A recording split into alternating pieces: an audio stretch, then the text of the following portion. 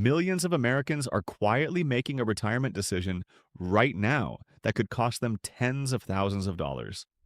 And most of them have no idea they're getting it wrong.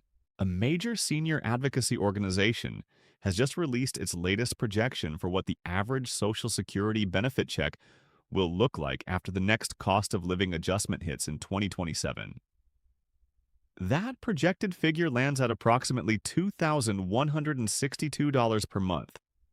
That represents a monthly increase of just over $81 compared to what beneficiaries are currently receiving.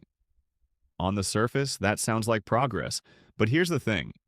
When you zoom out and look at the full picture of what's happening to Social Security right now, that $81 starts to feel a lot less comforting. At the same moment these new projections are dropping, a completely separate and much more unsettling conversation is happening across kitchen tables, financial planning offices, and retirement forums all over the country. People who are approaching 62 years old, the earliest age at which you can begin collecting Social Security, are genuinely reconsidering decisions they thought were already locked in. Some of them planned for years to wait until 67 or even 70 to maximize their monthly benefit.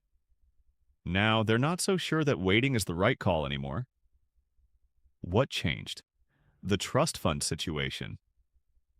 Social Security's reserves are now widely expected to run dry somewhere around 2031 or 2032, and some analysts believe the depletion could come even earlier than that. Once those reserves are gone, if Congress hasn't acted, benefits would be automatically cut by as much as 26% across the board. That single number, 26%, is rewriting retirement strategies for millions of Americans overnight. So the question everyone is wrestling with is this. Does it still make sense to delay claiming Social Security when there's a real possibility that the benefit you've been counting on could shrink dramatically before you ever collect it? Or does it make more sense to start claiming as early as age 62, lock in what you can, and stop betting on a system that may not deliver what it promised? That is exactly what we are going to break down today. According to reporting from Fox News, Americans are fundamentally rethinking when to retire and when to file for Social Security, as longer lifespans are colliding with deep uncertainty about the program's financial future. The publication notes that Social Security could reach insolvency by late 2032 or early 2033, potentially triggering those automatic benefit reductions if lawmakers fail to reach a solution in time. Meanwhile, the same reporting highlights something that pulls in the opposite direction.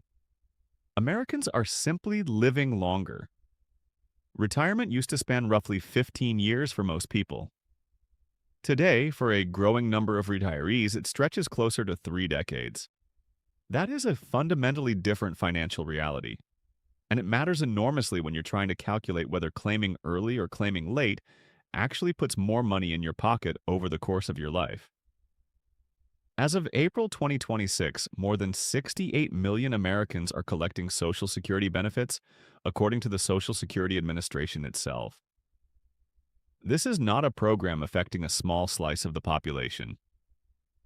This is the financial backbone of retirement for tens of millions of households, which means getting this decision wrong doesn't just sting.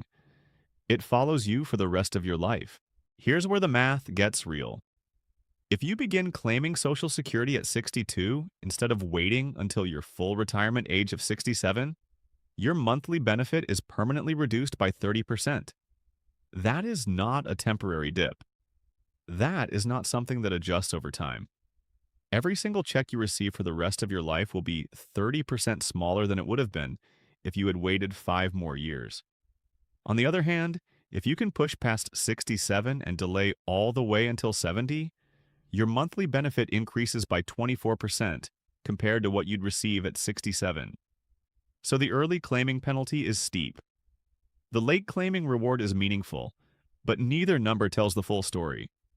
Because the full story depends on something none of us can know with certainty. How long are you going to live? This is where the break-even analysis becomes the most important tool in your decision-making process.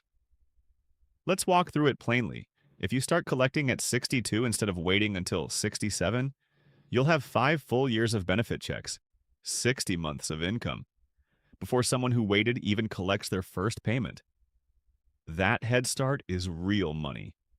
But because your monthly amount is smaller, a person who waited until 67 will eventually catch up to you in total lifetime benefits received. When does that crossover happen?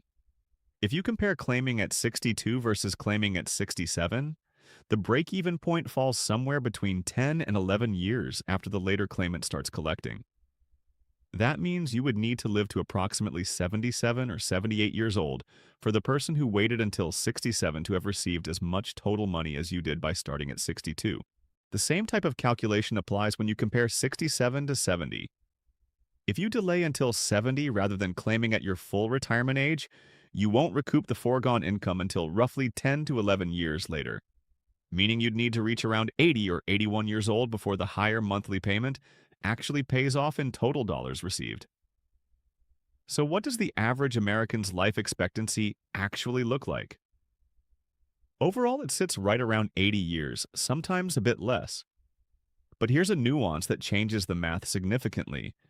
If you look specifically at people who are still alive at 62, their remaining life expectancy is actually longer than the national average because they've already survived everything that tends to pull that average down earlier in life. For men who reach 62, life expectancy extends another 18 to 22 years, putting the projected lifespan at roughly 80 to 84. For women, it's another 21 to 25 years, projecting out to 83 to 87. What does that mean in practical terms? In most cases, if you reach 62 in reasonable health, the pure math tilts slightly toward waiting, either until 67 or even 70, because the odds favor you living long enough to break even, and then some. But, and this is a critical but, that calculation assumes your benefit stays intact. If Congress fails to address the trust fund shortfall and those 26% cuts actually land, the entire break-even equation shifts dramatically.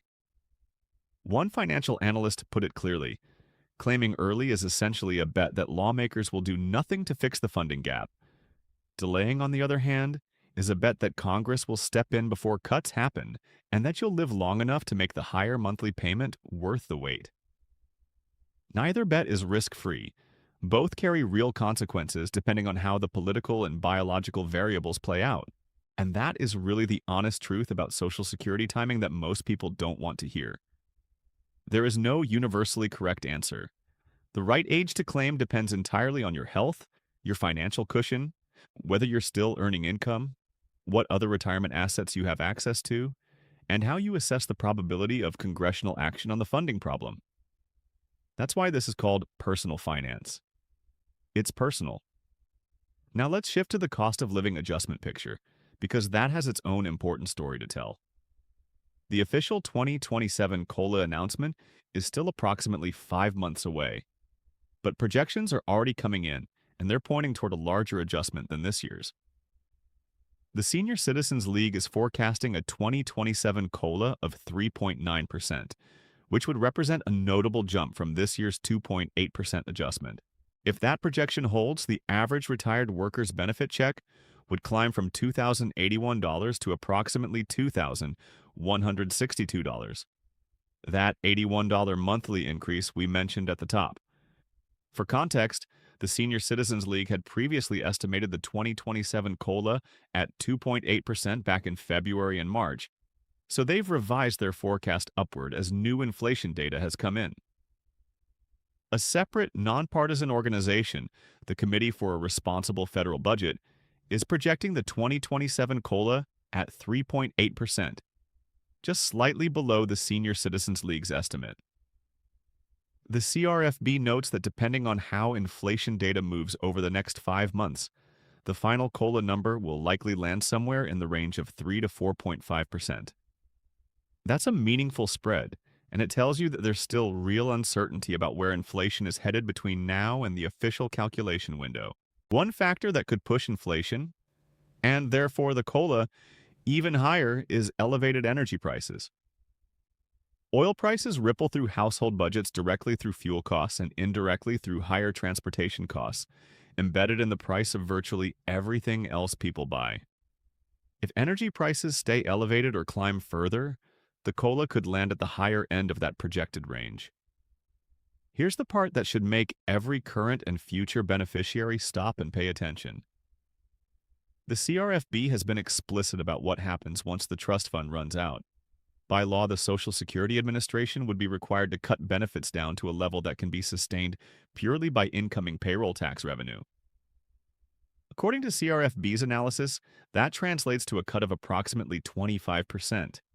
And critically, that kind of cut would erase nearly a decade's worth of cost of living increases, undoing years of COLA gains in a single move. Think about that for a moment. Everything the COLA is supposed to do, protect the purchasing power of retirees against inflation, could be wiped out virtually overnight if the trust fund depletes and Congress hasn't acted. That is the stakes hiding underneath what looks like a simple conversation about monthly benefit estimates. To its credit, the CRFB has put forward a range of proposals that could address the solvency problem before it reaches that point. One example involves placing a ceiling on COLA increases for beneficiaries at the top of the income and lifetime earnings spectrum, capping adjustments for the highest earners while preserving full protection for those who depend on Social Security most. There is no shortage of potential fixes on paper. The proposals exist. The math behind them works. The harder question is purely political. Can Republicans and Democrats actually sit down together, agree on a package of reforms, move it through both chambers of Congress, and get it signed into law, all within the next 5 to 6 years? History gives mixed signals here.